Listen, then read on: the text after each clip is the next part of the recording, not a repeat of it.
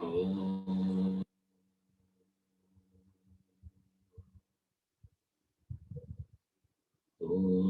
Sahana Bhavatu Sahano Bhunaktu Saha Viryan Karavavahai Tejasvinavadhitamastu ma vidvishavahai. Om Shanti Shanti Shanti.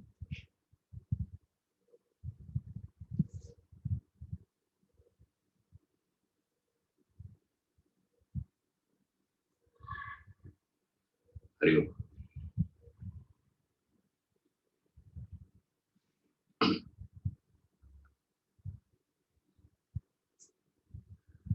The four yogas: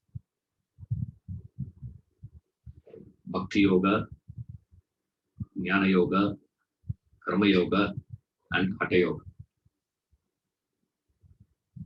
These are the four yogas he is describing. Giving these four yogas depending upon the nature of the individual. Depending upon your personality type, you take to these yogas. If you are predominantly emotional by nature, you practice Bhakti Yoga predominantly and proportion your other yogas accordingly. To the extent you are intellectual, you take that much of jnana. To the extent you are active, to that extent you practice karma. To the extent you are indolent, you practice hatha.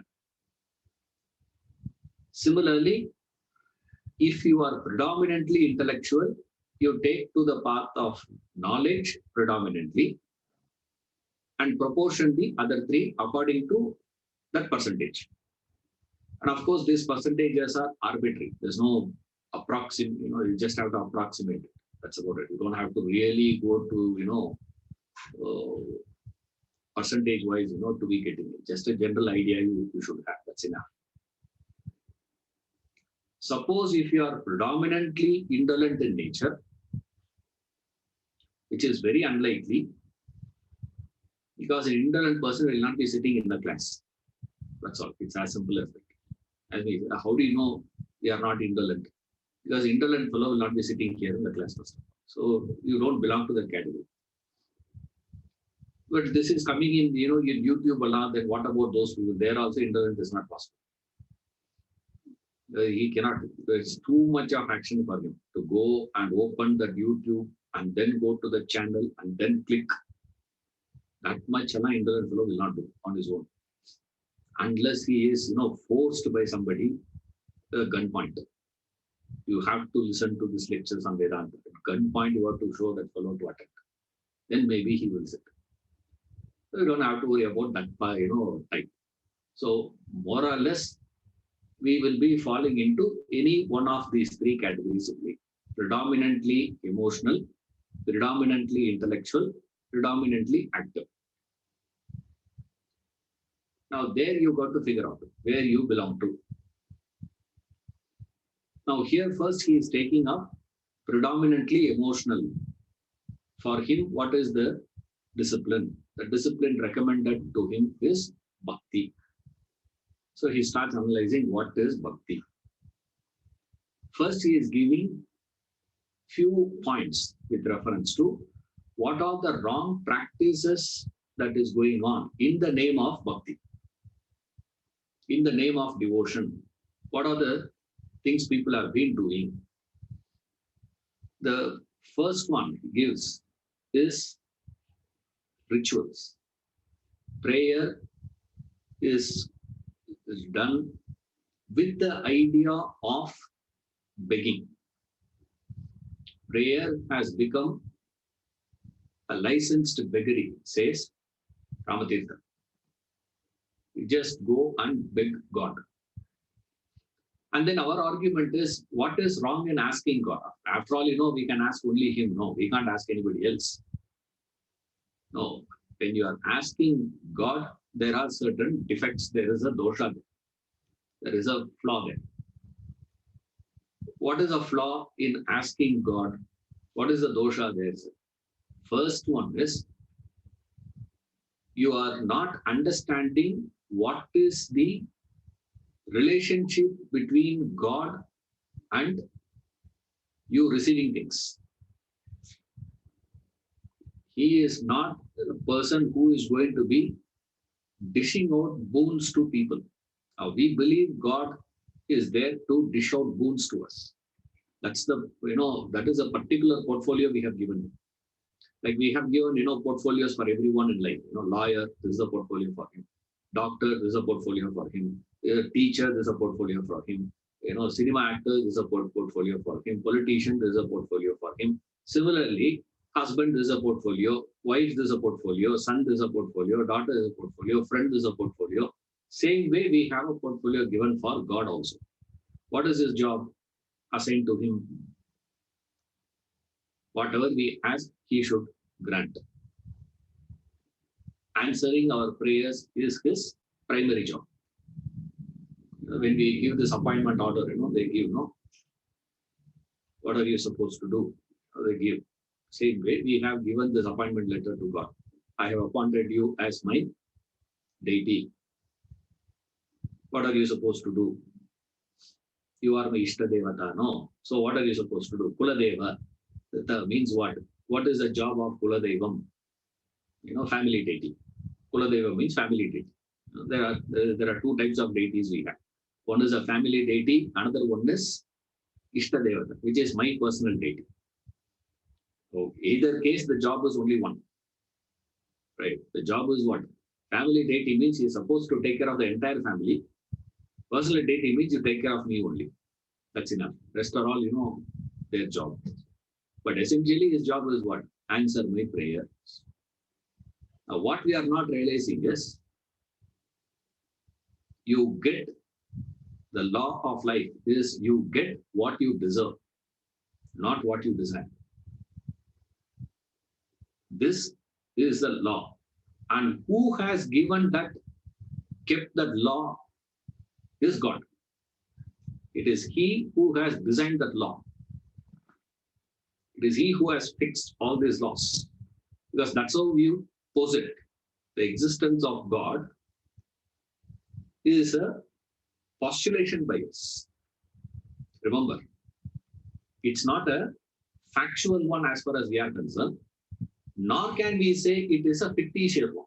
You can't say God is a fictitious personality. It's not a fiction. Remember, God is neither fictitious nor is a fact. To a man of realization, God is a fact. Right? To an atheist, God is a fiction. Now we are neither. We categorize ourselves in that thing called astika, believers. Now what is a believer, sir? On what basis we claim we have not seen God. There is no way we have had a direct contact with him. We have not encountered God in our life. We were told. So we have just accepted. Whatever is being told to us, we have accepted. It's more or less, it's like, brainwashing. That's about it. From childhood, you have been brainwashed. This is Krishna, this is Krishna, this is Krishna, this is Krishna, this is Rama, this is Rama, this is Shiva, this is Shiva, Shiva. So you have been told Shiva, Shiva, Shiva, Shiva, Shiva. You also say Shiva, Shiva, Shiva.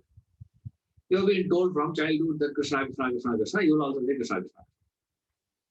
Somewhere down the line, even if you say that after 16 only I got introduced to Krishna, after that you keep saying Krishna, Krishna, Krishna, you say Krishna, Krishna, Krishna. That's about it. It's just a matter of repetition. That's all. Now, that's not what we are discussing here. We're not discussing about a person who is fanatic. That's not here. Then on what basis we have come to an understanding is, we look around. As humans, we have this intelligence, buddhi, this intellect is there in us to see around us and understand what is happening. And when we look around, we understand one thing, what? Everything seems to be functioning so meticulously. Every aspect of nature is so meticulous. After day, night. After night, day. Day, night, day, night, day, night. Continuously comes. Never it has become that twice sun decided to come, day, day, day, and then night. There's no such thing. Every moment it is moving so meticulously. He has never increased his speed, nor has he reduced his speed. Constant speed. The tree grows constantly. It's not that suddenly one day it says, oh, I forgot to grow today. No such thing. Always this mango seed is producing only mango tree. Never it had happened that out of mango seed you got a coconut tree. It never happened. Such meticulous, organized, perfect functioning, never faltering. How is it that they are able to happen like that by itself? It is not satisfying the curiosity of human intelligence. His buddhi is not getting that satisfaction.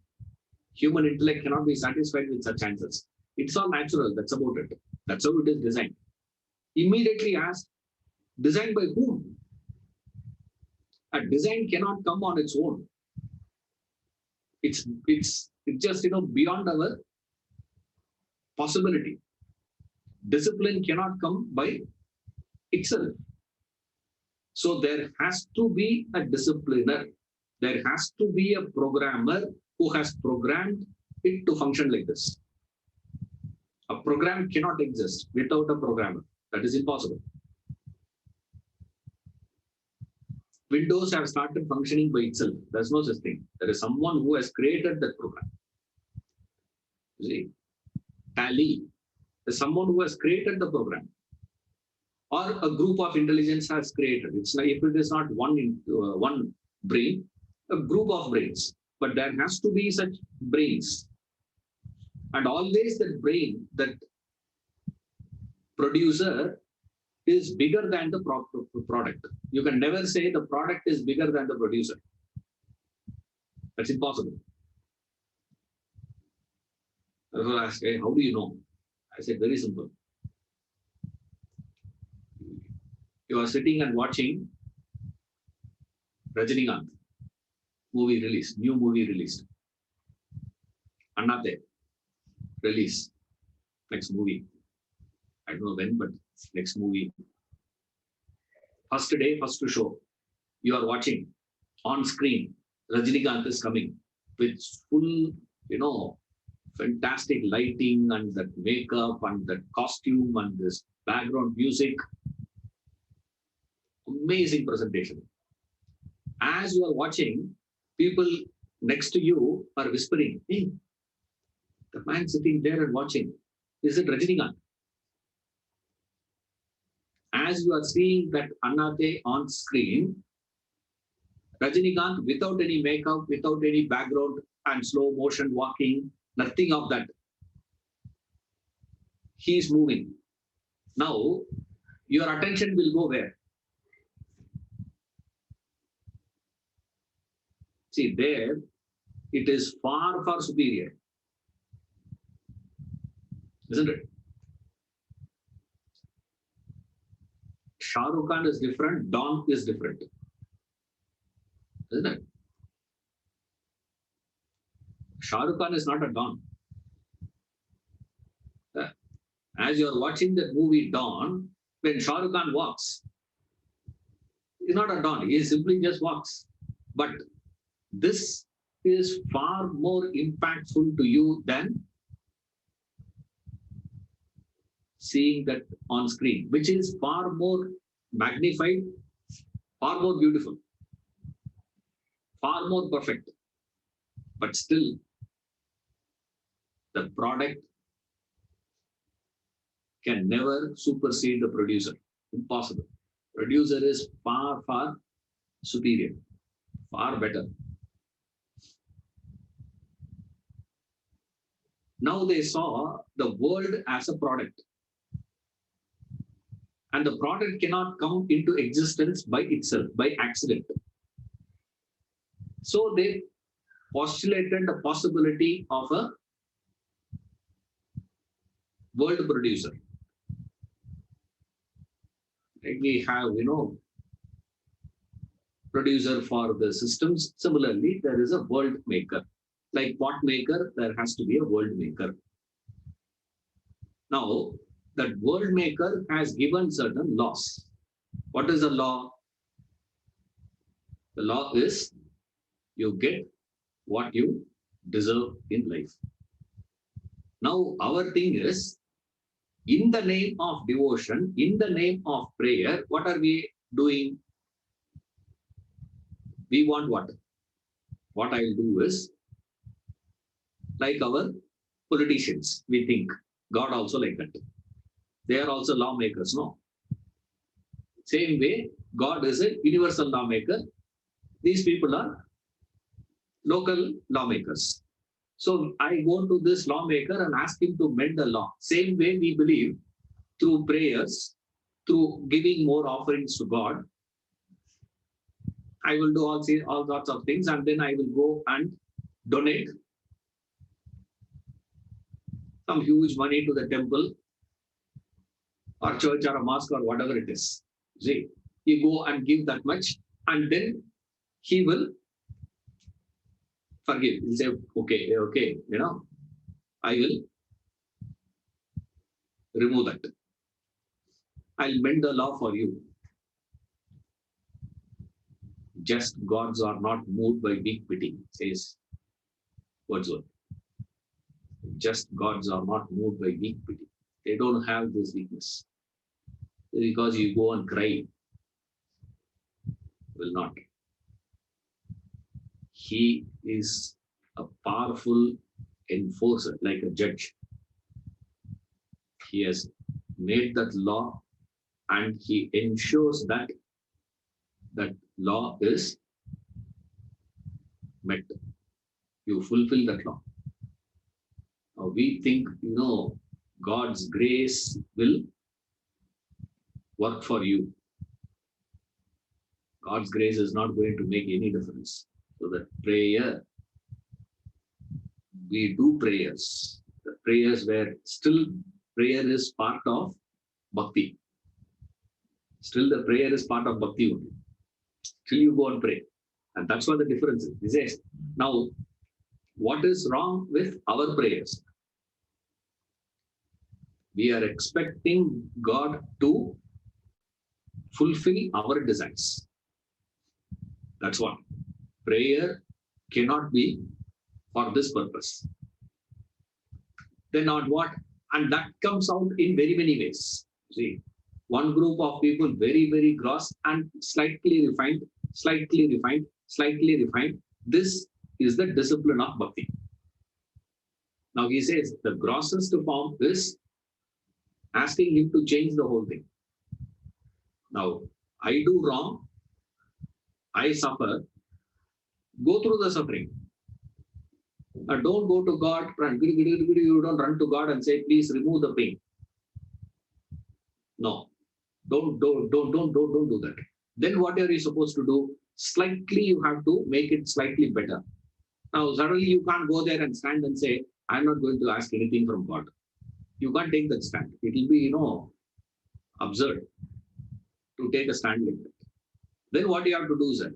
They say, you have to change it slightly better now. What is a slight improvement? Instead of asking him to remove the pain, you request to grant you the power to withstand the pain, which is slightly better than the first one. I have to do this. What? Withstand the pain. But is this a prayer is meant for? No, this is not the idea of prayer. This is not the idea of going to God. Then what do? You go to the very root cause of your suffering. The root cause of your suffering itself is the impurities in the mind, the desires, the selfishness. That ego and egocentric desires is the blemish, impurity that is stuck to your personality. So you go to God and request Him to do what? Not remove the pain, not give you the power to withstand the pain. No, that is also not what I did. What I want is to get rid of that impurities, which is the next level of bhakti. You slightly move to a better position. This is what in Narada Bhakti Sutra he says. There are two levels of bhakti, he says. One is para bhakti, another one is called as apara bhakti. Lower form of bhakti and higher form of bhakti. There are two, levels. Something similar to that is what Krishna explains in the 7th chapter of the Gita. There are two types of devotees, Sakama Bhaktas and Nishkama Bhaktas. Same thing here. It says Para Bhakti and Apara Bhakti. Apara Bhakti is lower. Para is higher. Now slowly from the lower you have to go to the higher. For that you keep on asking. God, what do you ask now? Give me that power to get rid of that impurity in me. That let me not have that impurities of, let me not have that selfishness. Let me not have that egocentric thoughts, egoistic ideas. Remove that. Like that, you can keep asking. Now, it's not that you should stop asking, right? Now, he's only saying, examine into what you are asking. What is the desire that is driving your action? What are you desiring out of your prayer? But prayer is not wrong. It's not that you should not have any prayer. That is not what he is saying. It's not that you should not have any rituals. That is not what he is saying. What is the, because it's very easy to misunderstand what is being presented here. A lot of people misunderstand this Vedanta, particularly when it comes to bhakti. That's why, we'll say bhakti is the easiest thing to do in life. That too in Kali Yuga, bhakti is the simple one. Now you have not understood bhakti as a discipline. If you take bhakti as a discipline, then it is not so easy. But by itself, it is neither easy nor difficult. It depends upon the personality of yours. If you are an emotional person, you can go. Then what you do, sir? In this asking, the first one is you are disregarding the rules. You are not understanding the primary role of God in asking. Number two, when you go and ask, you are, in a way, you are challenging the all-knowing nature of God. Sarvagya. This Sarvagyatvam of the Lord is challenged there, as though he doesn't know. That's what people go and ask also, say, don't you have eyes? Kandu irka, kaadu irka? The people go and ask, do you have eyes? Do you have ears? Useless fellow. That's what one devotee he sings. Shiva, he says, you don't have eyes. He's a blind man. He says. Then one fellow asks, how do you say he has 3 eyes? We all got 2 eyes. That fellow has got 3 eyes. You are calling him blind. They said, yeah, of course he is blind. Why? One half of his body is taken up by Parvati, which means that one eye belongs to her, not his. Okay, what about the other eye that he has? The other eye that he has is also what? Is also not his. that is transplanted. That is actually not the eye of Shiva. That's the eye of Kannappa, the devotee, the hunter devotee. Of all the devotees of Shiva, the fastest one to get moksha is Kannappa. Who is that man? He is a hunter. Tribe, hunter he is. In 6 days, he got moksha. 6 days, taku, he got moksha. This man. And how he got it, sir? He goes one day, he sees the Shivalinga, and from the eye started bleeding. And he tried to do some medications that is known to him, that bleeding is not stopping. So he understood, as far as he is concerned, there is only one medication. If something is not working properly, remove that and replace it. It's the same formula we are also using now. Nowadays, you go and say, headlight is not working in the car. He'll say, change both the headlights. That's what one fellow got so angry here. The, Mercedes Benz. He said, hey, only left side is not working. I said, change only that left side. No, the headlight. He says, no. Has to change both. Both has to be changed together. We will charge you. Whether you want it to be changed or not, we don't care. We will charge you. Any problem you have nowadays, there's no repair and all that. It's only replacement. Same Kannappa formula we are doing today.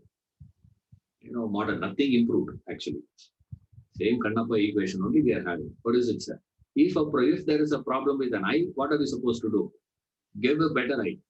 Now, he can't go in search of a better eye, healthy eye. He can't go in search of a donor now because he is bleeding. Now what to do? A surgeon takes out his eyes and puts it there.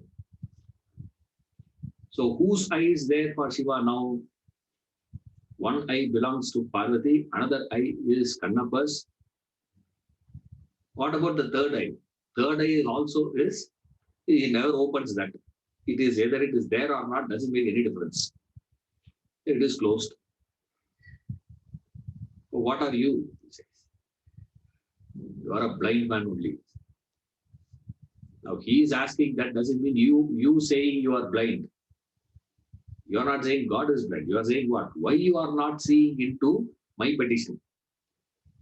Are you blind to my petition alone? There, you are challenging the knowledge of God. Dosha number 2. Dosha number 3 is you are doubting his compassion. You see, by you asking, you are doubting his compassion. The way you are asking, remember that. Right? The way in which you go and ask God. Essentially, you are carrying what? Doubt on his grace, doubt on his compassion, his kripa. But we say you are kripalu, this one, that one, all we say. You are embodiment of compassion. We say all those things. But finally, what are you supposed to do?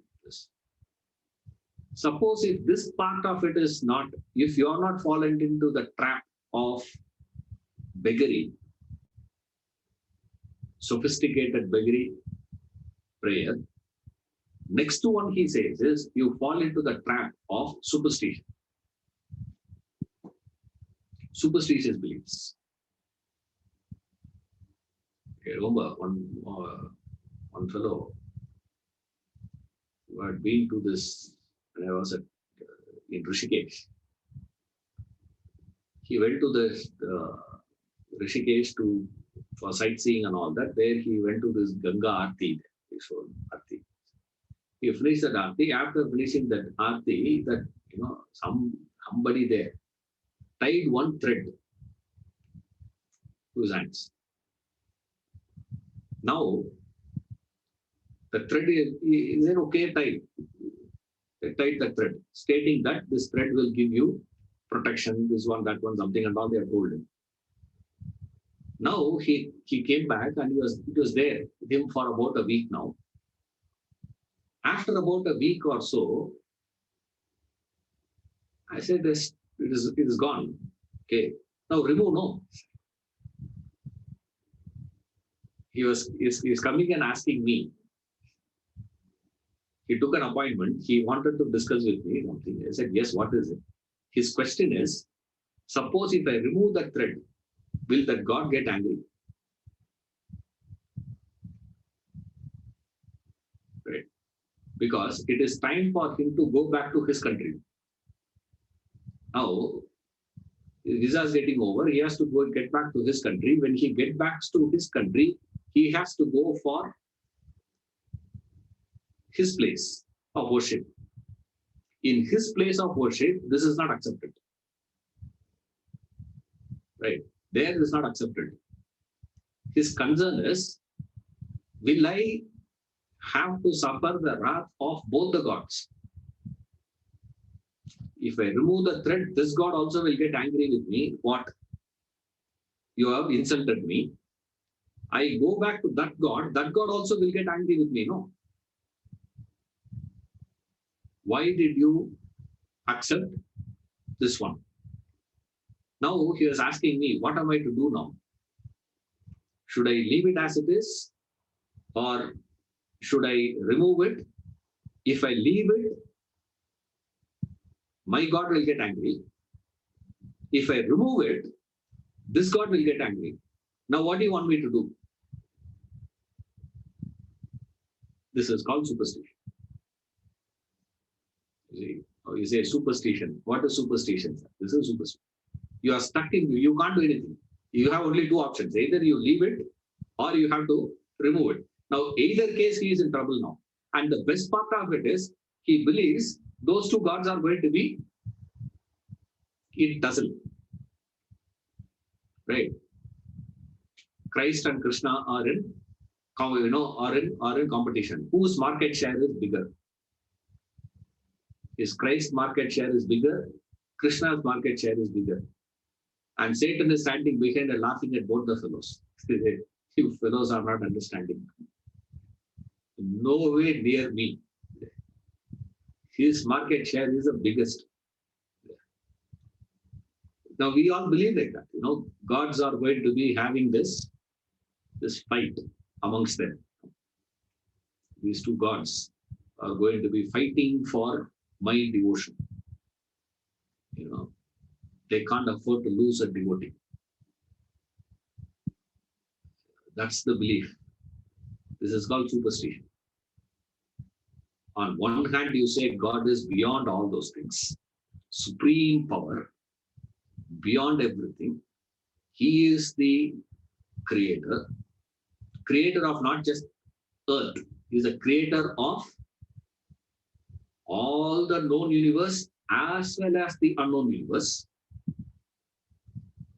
And in that vast expanse of universe, he is so concerned about this one fellow. Is he following the height? I said, your ego is too big, man. I said, you think God is so worried about you?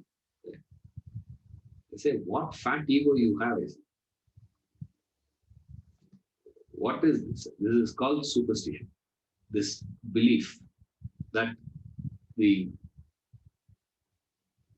thread is going to be saving your life, or the thread is going to be causing damage to your life. That's all the people believe. If you want to create tussle to somebody, all that you have to do is very simple.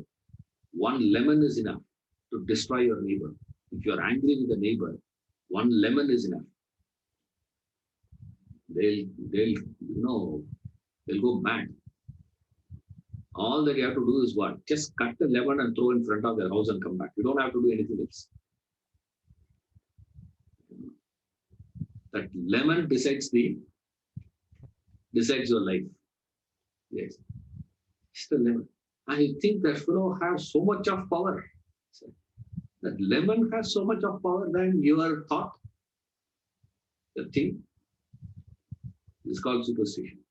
Things getting connected without any reason or rhyme, without any basis, without any grounds. Groundless connection. Establishing link between things without all these things. This is the second one. The third one he gives is the rituals. The 4 points he gives there: prayer, superstition, ritual, idols. These are the 4 points. In 4 aspects, you make mistakes. You practice bhakti in this. See, there is nothing wrong with these 4 things. Remember that. It doesn't mean you should not have any sentiment. That's not what is referred here. See, for that person, you have invested your faith on that. If you have made your investment on that, that will work. Right? But by itself, it doesn't have. It is your faith. That's what Christ says. It is not me who has cured. It is your faith that has cured, he says. It's not me. It's not in my powers. What has saved you is the faith that you carry. That saves you. Then it doesn't matter what it is. On anything you can invest your faith. It's directly connected to that. The TCS company has announced dividend. Microsoft announces dividend. How much you will get? How much you got? How much dividend did you receive? She said, we didn't receive any dividend. At least I didn't receive. Immediately I write a letter to Ratan Tata. Why are you so partial? How can you be so bad? You transferred that to my neighbor. You did not transfer anything to my account. He will reply back stating, sir, have you purchased any share? How many shares you are having of TCS? What? Why should I have shares on your company for me to receive dividend? Hey, to the extent you are having shares, to that extent you will get the dividends. It's as simple as that. If how much money you have invested, based on that you will get returns. By itself, it is not going to. Depends on the investment of yours. How much shares that you have got, how much you have purchased, how much you have invested. Now the question is, how much you have invested? What is your investment? We want returns, but we don't want to make any investment. Investments, work, effort, that and all I will not do. But I should be receiving the dividends now. How will you get? You cannot get. That's exactly what he says. These 4 aspects. Prayer is not wrong. It's not that he is saying don't pray. It's not that he is saying, you should not have any sentiment. It's not that you should not have any idol. He's not against idol. He's not against rituals. He's not against prayer and all that, please. He's against the way that you are practicing it. With reference to the rituals, what is the mistake? The wrong practice of rituals. Ritual is part of bhakti, remember. Ritual is a part of it. But when you miss the link, then it becomes mechanical. Who converts the ritual into mechanical is you. The practitioner makes it mechanical. Remember, ritual by itself is not mechanical. It is full of awareness and alertness. Ritual is designed to make you more alert and align. The problem is the wrong method of approach, the wrong practice of rituals, the wrong enforcement of the rituals. You convert it into mechanical one, blind faith, blindly doing things. But the blindness is in the practitioner, not in the system. System is not flawed. System is perfect. System is correct. The design is not wrong. Then we have to go back to the basic design of the ritual. What is the fundamental design of the rituals? The rituals are designed for what? Rituals were designed as a reminder.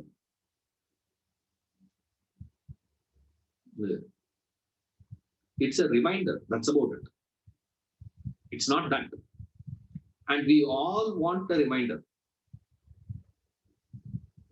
We all need a reminders. The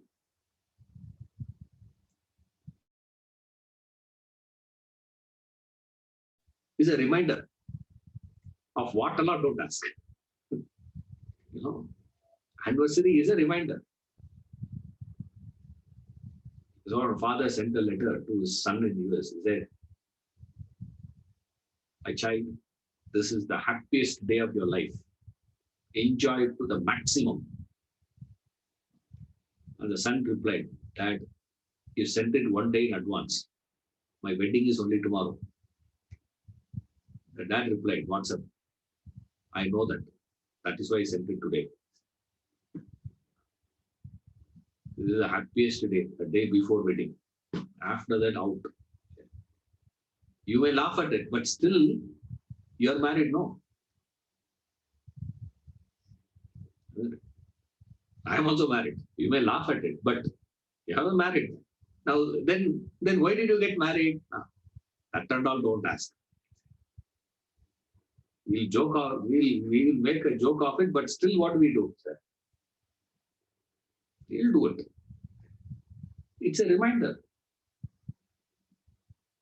The wedding ring is a reminder.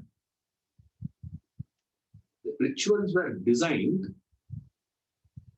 as a form of expression and a reminder. It is a form of expression of your affection, your emotion to God, your relationship with the other. Like in, I say one of the beautiful practice this is. I see that. In this Tirupati temple, every day night, there is a ritual they practice, they do. Pattukod. They apply balm. They apply balm to Venkatachalapati. The night. And they sing songs to put him to sleep. And they sing songs to wake him up. And they go and ask, did you have a good sleep yesterday?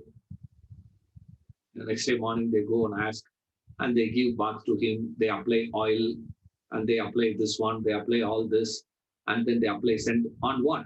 On a stone. And you mean to say that fellow doesn't know it is a stone?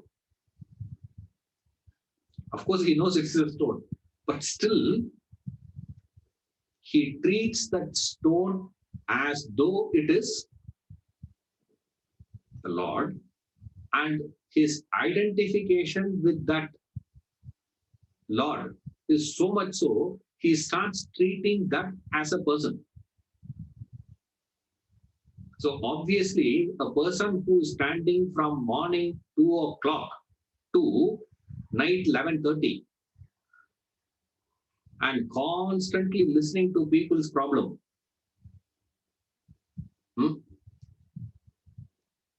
What will happen to him?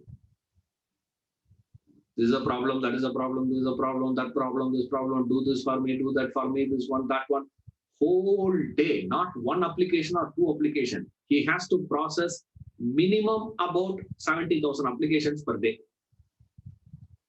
In such speed, he has to do all that. Will he not get headache? Obviously, no. Therefore, what they do, they actually apply. It's not just upachar. It's not just for the symbolic. They actually do it. It's, beautiful practice. Why? It's it's an expression. It is a ritual, right? This ritual has the aspect of what? Your emotion getting an expression. That's called ritual. Like as a ritual, all of you say, after class, thank you, sir. Correct? Why do you say that? Am I doing the class for you to say thank you? I'll say, GD Pandira. Okay. Did you pay your Gurdakshana? Yeah, correct. Then there's a meaning. Either thank you, what am I going to do? Any meaning in that? There's no meaning in that. Then you have to do, then why are you doing it? And you say thank you. For that thank you, I have to thank you. Now, what is the reply I will give? I have to give now.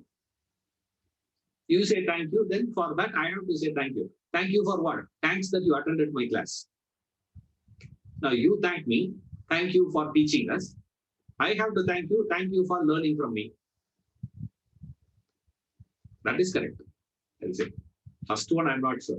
Second one, I have to say. That's the beginning of the class itself. I say thank you. Hari Om is what? Thank you. Thank you that you are sitting. Poor fellows.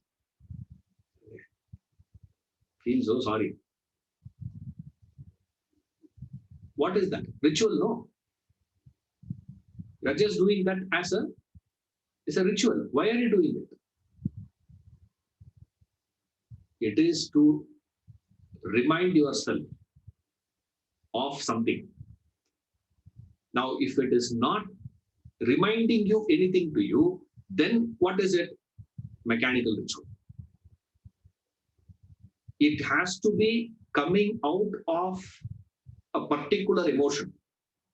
If that action of ritual is not expressing, coming out because of an emotional outburst, it is an expression, an emotion getting a particular expression. If that link is not there, then what is it, sir? Mechanical ritual. Mechanically you do. And that you can see very easy. Where? Not to the devotees. Look at the priest. Look at the priest. How they show arati. You see? You people go one day to this Ganga Arati. You go and see one day. Okay. You have to see what was the discussion happening amongst those people before Arati and after Arati. You look at that Arati and say, what a beauty, so beautiful it is. Correct. To you it is beautiful. Ritual is not for the observer. Ritual is meant for the person who is performing the ritual. To the person who is performing the ritual, what is it? What is happening to him? To you, it is a fantastic display of show. It's like Virat Kohli batting. Beautiful, sir. I say, Virat Kohli batting, you enjoy. Roger Federer tennis playing, you enjoy. Similarly, you enjoy this Arati also. That's all it is. Like people cry when they go to this bhajans and all. I don't know how many of you have been to bhajan sessions. Amazing. You go frenzy. Go into fits, people. That's the peak they get in. Just close that video and open the video of Michael Jackson's performance. There also people cry. Here also people cry, there also people cry. Here also they dance, there also they dance. Here also jumping, they are also jumping. Now, yeah, Chaitanya Mahaprabhu was saying that. What? Nartanam Kirtanam. Nardanam and Kirtanam should go hand in hand, he says. Correct. But for Chaitanya Mahaprabhu, Nardanam, Kirtanam coming out and you dancing and you singing is not the same. See? Nidhishala Suhama sung by Tyagaraja is different from a musician singing on the stage. Right? It's not there is a flaw in the music, but something is missing there. What is missing? That's why this Madurai Mani Iyer, this man had never sung that song. Nidhishala Suhama. They ask him, why are you not singing? He says, I have accepted to come and sing in this Kacheri itself. After fixing the price. Right, negotiation now over. For this Kacheri, this is the amount. In that, you are asking me to sing Nidhishala Sugama. How can I sing? He says, what is the point in I singing for money? Now, after taking all the money, how can I sing this? So when Tyagaraja sings that, there is something which is there. That bhavana, that emotion expresses in a particular form. Then, when you emulate that expression to kindle that emotion. Now, for the bhaktas, it's the emotion expressed. It's the bhakti on Rama. Tyagaraja sang those songs. Okay. Out of bhakti he sang. We sing the song to kindle bhakti. You're all there. We also sing the Tyagaraja songs. Why we are singing that? To kindle that same bhakti. If that is not connected like that, then you singing that is just a performance. It's just a musical performance. It may have that musical beauty. Musical perfection is there. That's why, a lot of musicians, they say, and that bhavana is not there. The jivan is missing. Something is missing in that, in his music. What is it? He's a great musician, but he sings so well. But there's something missing, sir. Why? What is that is missing? That ritual, that action should remind you to kindle that particular bhavana, particular emotion, particular relationship, something. It should remind you. If it is not reminding you, then the ritual is just a mechanical ritual. So today, is it reminding you of anything? That is a question. 3. The fourth one he says is the idol.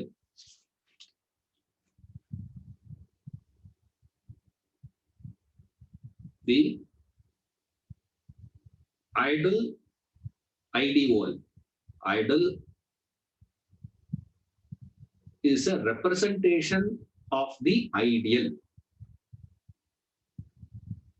Idol represents the ideal. Instead of those idols, representation as an ideal, he says, there is a strange fear, plagued with a strange fear. People are having so much of fear there. As though God the deity is going to get angry at you, is going to do this, is going to do that. What is that deity represents? What is that idol represents in our life? If that representation is not clear, then what is it, sir?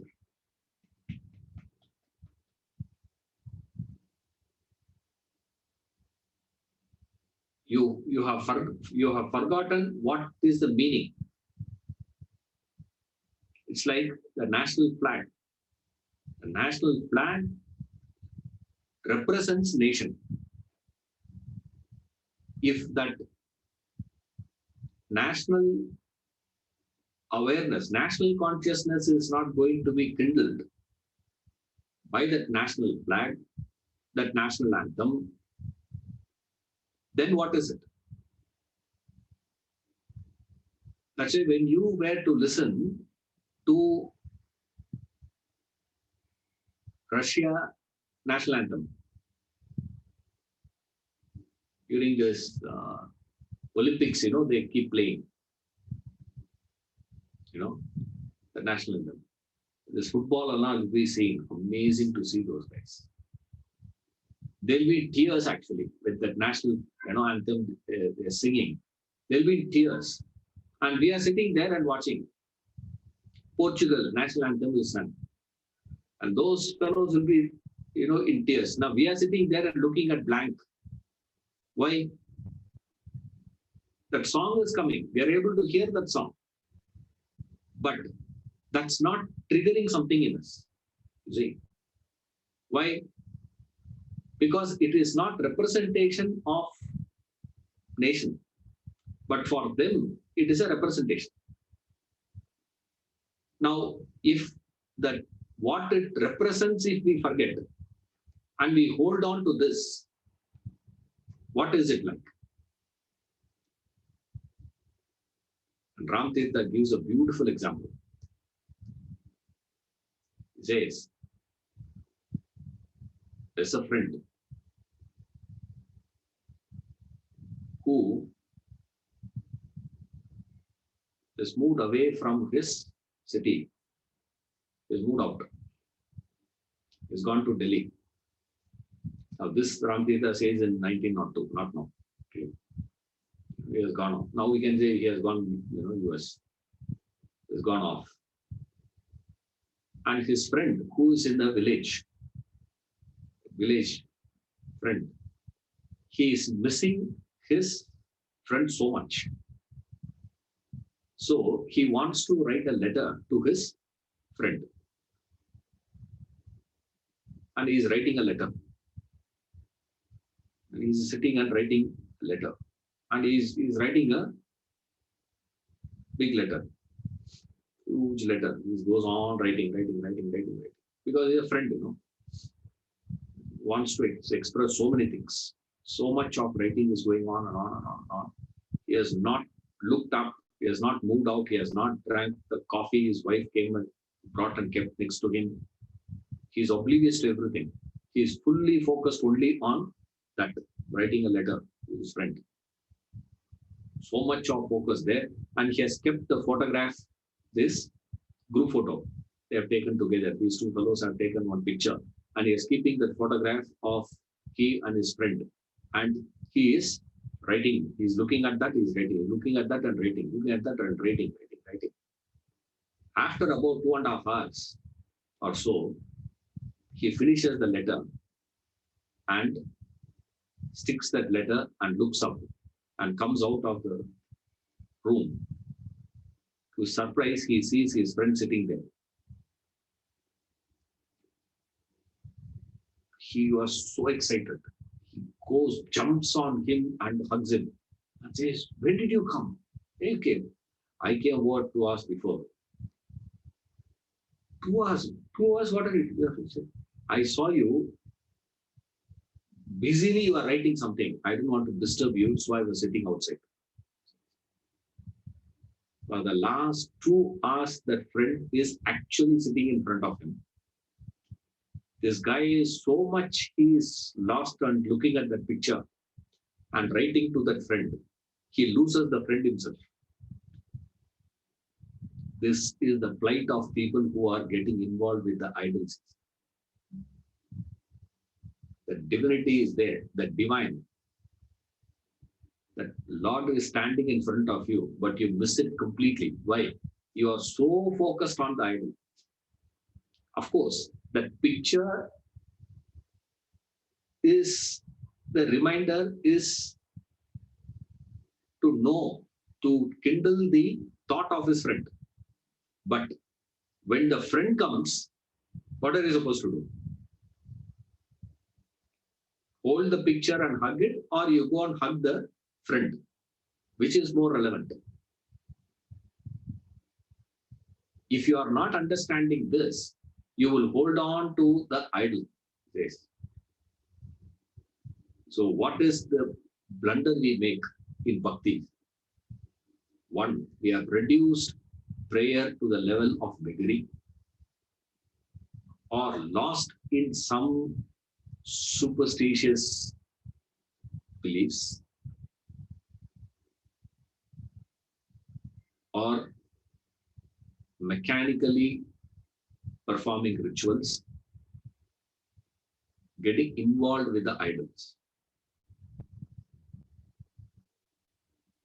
without realizing the idol is just a representation of the ideal. Your concentration should be on the ideal, not the idol. Idol is only incidental, intermediate. It is only to help you to reach to the ideal. If the idol is making you forget the ideal, then what is the ideal? That is the question. Then what is the prayer? Then what is that faith? Then what is the ritual for? That's what he is moving next. Next is to move into all these things. That's why he says, cast aside all these meaningless practices of devotion. Page number 213. Second paragraph. Cast aside all these meaningless practices of devotion and probe into its quintessence. Devotion arises when the intellect fails to comprehend an unknown realm, where the mind surrenders to the area of ignorance. You surrendered to a doctor when you are ignorant of your illness. You surrender to a lawyer when you are ignorant of the law related to your problem. But you have not cared to scan the vast areas of ignorance in your life, and thus remain totally unaware of the expanse of ignorance that shrouds your personality. Yet, you sport an ego of, I know it all. Now he is moving into what is Bhakti? What is the foundation of, what is Bhakti in essence? What is the juice of Bhakti? The juice of Bhakti is what he is explaining now. He says, leave all these things, forget about all that. You see, all that you have been doing, leave it. Now you concentrate on what is supposed to be, what is the right way. From where, at what point real Bhakti begins. The starting point of Bhakti is, he says, the recognition of your vastness of ignorance. That's what he says. You remain totally unaware of the expanse of ignorance. How much you are ignorant of. Ignorant in terms of what? Ignorant in terms of life itself. The vastness of your ignorance. When you recognize that ignorance, that I don't know, Automatic step is you surrender. When your intellect understands it is ignorant, when your intellect recognizes its incapacitation, its inability, its limitations, its ignorance, automatically mind will surrender to somebody, something in that field. Right? That's what he says here. Now, ignorance is with reference to life, how much you know in life, how many things you understand about life, and how many things that you don't understand about life.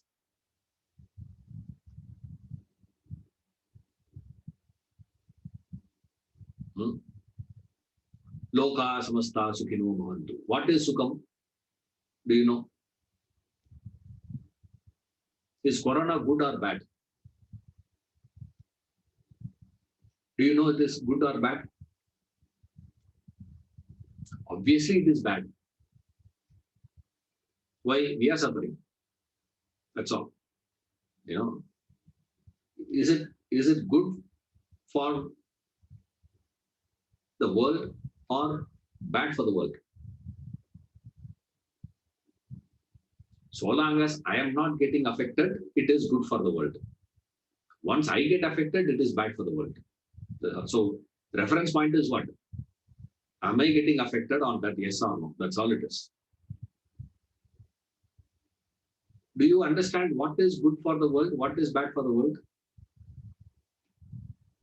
You don't know, no clue. Okay. Do you understand what is good for your country? What is bad for your country? Obviously, the party which I support comes to power is good for the country. That's all it is. Okay, that's also to be. Come to your family. Do you understand what is good for your family?